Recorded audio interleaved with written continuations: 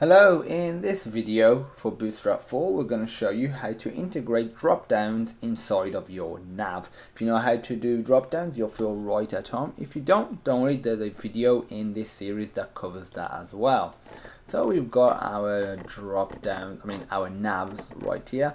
So let's just use the first one, and what we're going to do is create a new list item. You can obviously just replace an existing one if you want to.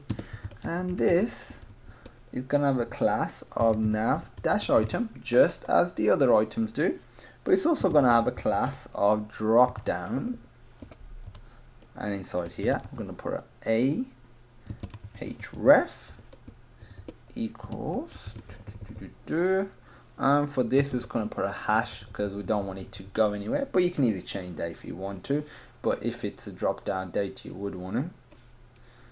And we're going to put a class, or classes I should say, because there's multiple. There's nav-link, drop-down-toggle, data-toggle, and for this I'm going to put drop-down, and then this need to put a role equal button. All of this, like I said, we've covered in a separate video, so if you want more information go check that out. It's in this series. Area-expanded equals false, and I should actually remove this because we're just going to call this drop down. And now what we actually need to do is create the drop down menu, aka what actually pops up, because at the moment we just got the button. Actually I'm going to save it, refresh the browser so you can see what we got. So we got this. When we click on it, it's basically highlighting it, but it's not actually showing a drop down simply because we haven't coded one in yet. To do that, just all simple stuff. You need a div with a class of drop down menu inside here. You need to have your item, so for this I'm going to put a class equals drop down dash item href, and for this I'm just going to put our company website, and inside here I'm just going to put button 1, and I'm going to just copy and paste this a few times. So change this to button 2, button 3, and also what I'm going to do is create, now actually that'll be enough.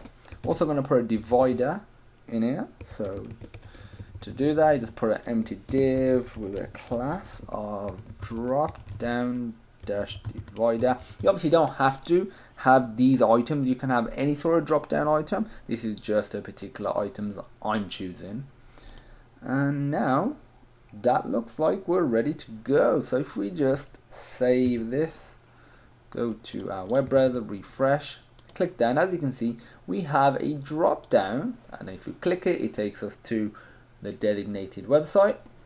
Well, we have a drop down that works within our navigational menu.